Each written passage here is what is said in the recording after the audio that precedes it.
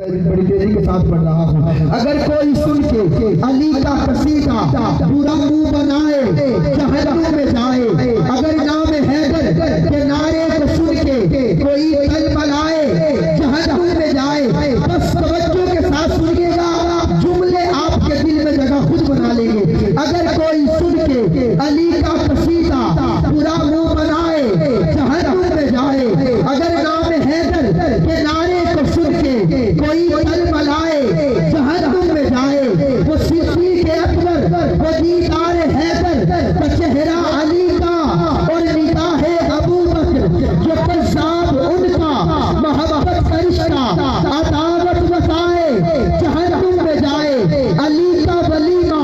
गनी का वो तोहफा, तवज्जो, अली का वलीमा गनी का वो तोहफा, गनी ने निभाई अली से मोहब्बत जो उस्मान हैदर कोई दूसरे का